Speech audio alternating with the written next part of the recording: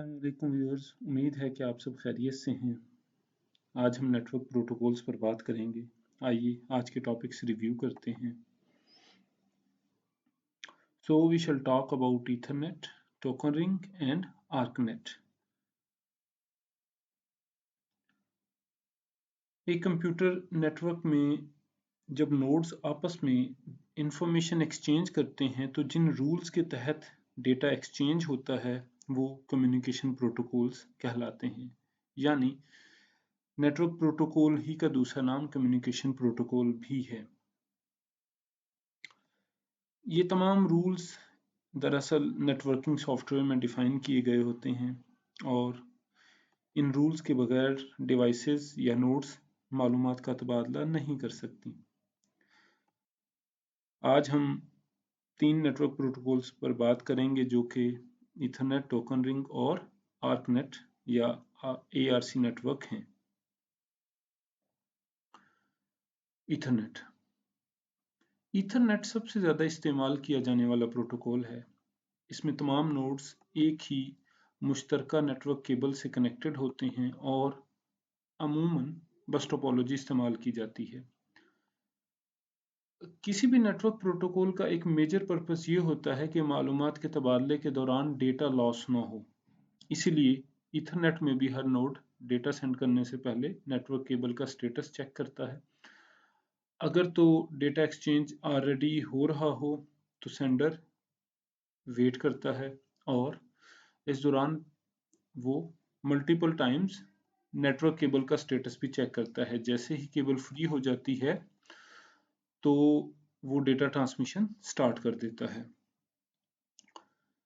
Data transfer का rate Ethernet में काफ़ी अच्छा होता है जो कि 10 Mbps से 100 Gbps या इवन इससे भी ज़्यादा होता है, तो इसकी स्पीड बहुत अच्छी होती है।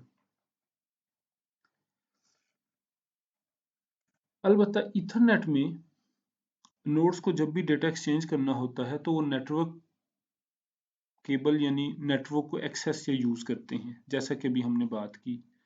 बट समटाइम्स ऐसा भी होता है कि नेटवर्क किसी और नोड के यूज़ में होता है, लाइक कोई और नोड डेटा एक्सचेंज कर रहा होता है, सेंड कर रहा होता है या रिसीव कर रहा होता है।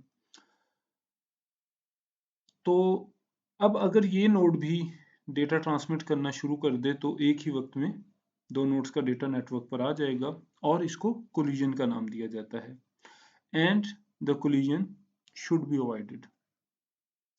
तो इस कॉन्टेक्स्ट में 3 डिफरेंट अप्रोचेस यूज की जाती हैं ईथरनेट में, जिनमें सबसे पहली CSMA-CD है। CSMA-CD एक्चुअली एक एब्रीविएशन है और जिस तरह के आप यहाँ देख सकते हैं ये जिन अल्फाज से मिलकर बना है तो वो है carrier sense multiple access with collision detection. यानी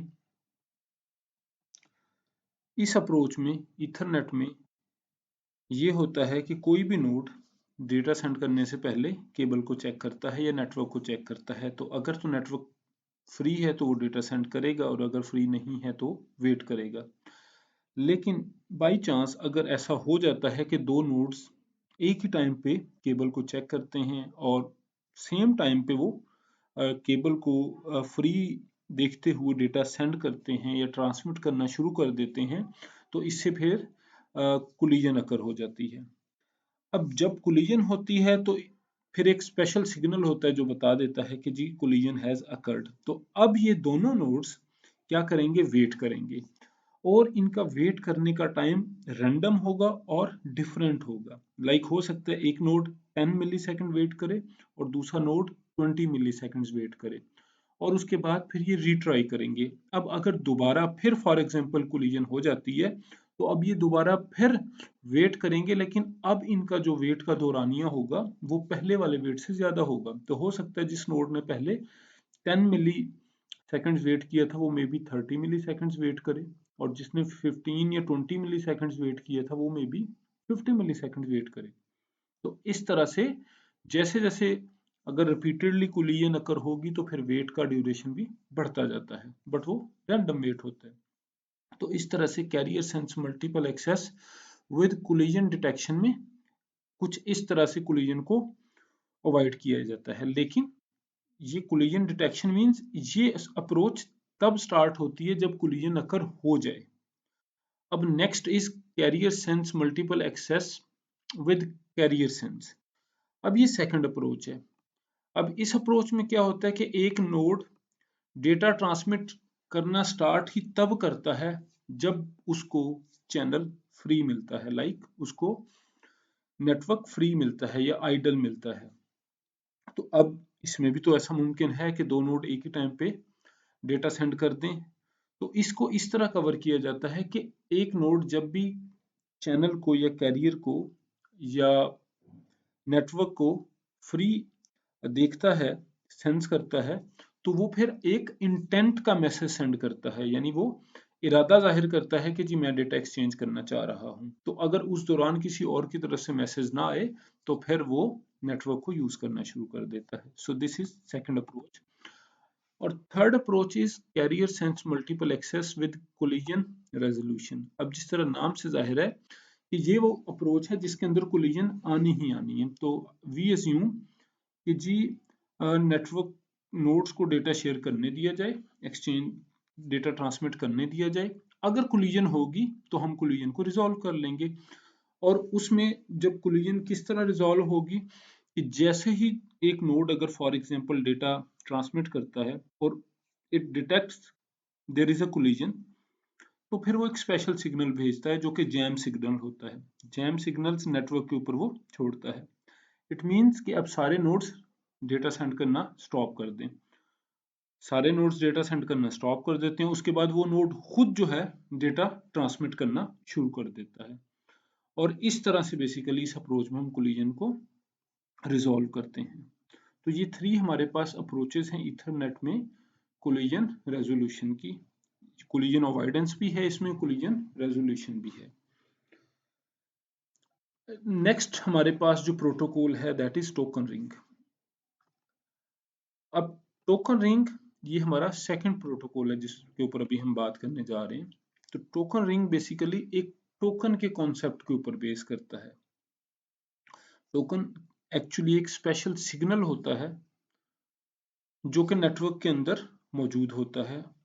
तो अब अगर किसी भी नोड ने डेटा सेंड करना है या ट्रांसमिट करना है तो पहले उसको टोकन एक्वायर करना होगा। जिसके पास टोकन होगा सिर्फ वही डेटा सेंड कर सकता है। तो फिर इसकी बेसिकली इसके स्टेप्स ये बनते हैं इस टोकन रिंग प्रोटोकॉल में, किस तरह से कि कोई भी नोड डेटा ट्रांसमिट करेगा। प्रोसीजर ये होता है कि सबसे पहले डेटा ट्रांसमिशन के लिए जो भी नोड है वो टोकन गेट करेगा। अगर टोकन उस वक्त किसी और नोड के पास है, कोई और नोड डेटा ट्रांसमिट कर रहा है, तो फिर मौजूदा नोड वेट करेगा। तब तक वेट करेगा जब तक उसको टोकन ना मिल जाए। तो जैसे उसको टोकन मिलेगा तो इट मींस अब उसको अथॉरिटी मिल गई है कि वो अपना डेटा सेंड कर सकता है। तो अब वो डेटा ट्रांसमिट करना शुरू करेगा। और जैसे ही उसका डेटा सेंडिंग कंप्लीट हो जाएगी, ट्रांसमिशन कंप्लीट हो जाएगी, तो फिर उसके बाद वो टोकन को फ्री कर देगा, रिलीज कर देगा विद इन द नेटवर्क। तो अब उसके बाद नेक्स्ट जो भी नोड इंटरेस्टेड होगा वो टोकन एक्वायर करेगा और फिर मैसेज सेंड करना शुरू कर देगा। तो इस सारी की सारी अप्रोच को कहते हैं टोकन पासिंग।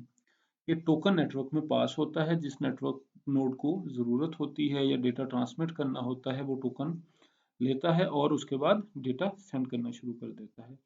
तो चूंकि टोकन एक होता है और इसी वजह से जिसके पास टोकन है वही मैसेज सेंड कर सकता है, तो फिर इसी वजह से इस अप्रोच में कोलिजन अकर नहीं होती। लेकिन ये टोकन पासिंग वाला मैकेनिज्म काफी स्लो होता है, टाइम टेकिंग होता है। तो इसकी वजह से इस टोकन रिंग प्रोटोकॉल में हमारे पास नेटवर्क की स्पीड काफी स्लो होती है, 4 Mbps टू 1 Gbps।